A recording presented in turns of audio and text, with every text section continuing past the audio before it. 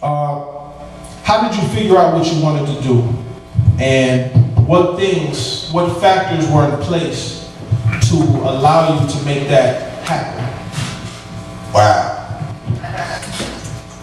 Well, you know, just growing up in New York City, I always had a love of hip hop. You know what I mean? It just wasn't like something I looked at as a career. It was something that I looked at as a culture. So I knew that I wanted to be involved with it. And before, like, I saw people having opportunities to make money off of hip hop, I just loved it. I just wanted to be a part of it. I was breakdancing, writing graffiti, trying to rap. Anything that had anything to do with hip hop, I was trying to be involved with it. So that as time progressed, people started to make money, labels started to pop up, people had jobs, and I was like, wow, there's a way for people to actually get a job, and you know, if I'm not good enough to rap, I can actually go and say that he's good enough to rap and get paid for it. So my first endeavor into working in entertainment was trying to get into the music business. So at that time, I had a cousin, bless his soul, he knew a lot of people, so he used to take me around to the parties when I was younger, before I was able to even get in, and introduce me to a lot of the people. But I guess my first, you know, to answer your question, was just trying to figure out who you know that's connected to the people that you want to be, or just trying to implement or put yourself in places or around the people that are actually moving and shaking. So there was like this big music convention that used to be here. It was called New Music Seminar.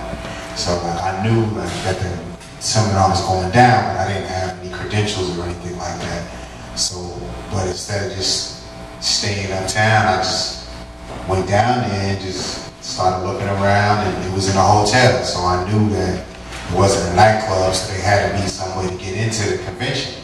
So I just looked at where the convention room was and scaled it out, went up a couple of floors, went around to the staircase, went in through the kitchen, and snuck into the convention.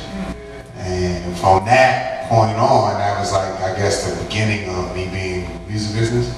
And one of the events that they had was an MC battle. And like, I knew that it was like a DJ battle and an MC battle. And then I saw like a lot of people in there, David Dash, before he got on, just like, everybody was in there. So so we said, all right, well, we got it this day, we're gonna go the next day. So we did it again the next day. We bought a camera and we actually recorded a battle, secretly recorded the battle while we were there. But you know, leading up to the URL and what we're doing now, that wasn't even the path that I was taking, but it's just ironic that that was my first way into the business, and then I actually got in. So when I went outside, there was someone that I ended up knowing, and she was looking for an intern at Geffen Records. I called her and got the internship and started from there. So I guess the way you do it is just try to do whatever you can at any time. Don't let credentials or people telling you you can't do anything stop you. Get off your ass and go downtown and try to figure out a way to get in there. It might work, it might not, but you already know what's guaranteed outcome if you stay home. And what factors got in place to allow you to make that happen? When I was a kid, I wanted to act. And I was always into the arts, but I was really more into, I was into activism as well. You know, when I was like 14, I had read every book on the Panthers, anything on Malcolm X. I could kind of recite. I forgot most of it now. I could recite all my Black history. And I was also very much into the arts. So I started to act. I used to do a monologue where I would do Harriet Tubman. That was like, you know, my hero still is. And when I went to school for journalism because I got a scholarship, not because I actually wanted to be a journalist. I just wanted to go to school for free. And so once I got to school, I really became very immersed in acting. And I was involved with the Black Theater Troupe, and we did a lot of progressive plays where we invited the community on campus and addressed social issues. And from that experience, I realized that I really didn't want to act. I wanted to be behind the scenes and kind of be in the position to choose what was presented to the people. So I started producing the theater troupe. And then from that experience, you know, I was always this activist, and so I had this theater troupe, and I wanted to go into the prisons and do the plays in the prisons. And that's when my troupe said, Hold on, no, we're not doing that. And I thought about it and I said, okay, how do I get this message out further? How do I take art that's progressive and that has, you know, socially relevant content and get it out to the people? And that's when I realized I should be doing film. All right, next question. What are some characteristics in young black entrepreneurs that you like to see when you come across them, when you meet them? Ladies first.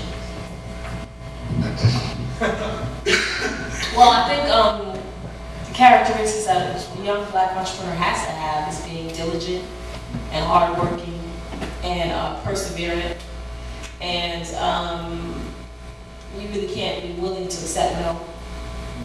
You know, those are the things that make people successful.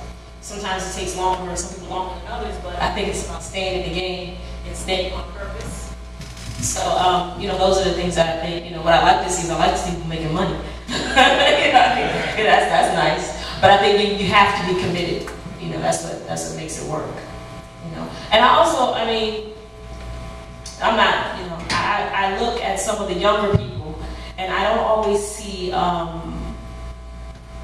sense of community or purpose. And I like to see that. I like the people to understand that, you know, you're in this position because of what happened to, you know, what sacrifices that other people made, and that it's important that you give back and that you be community minded.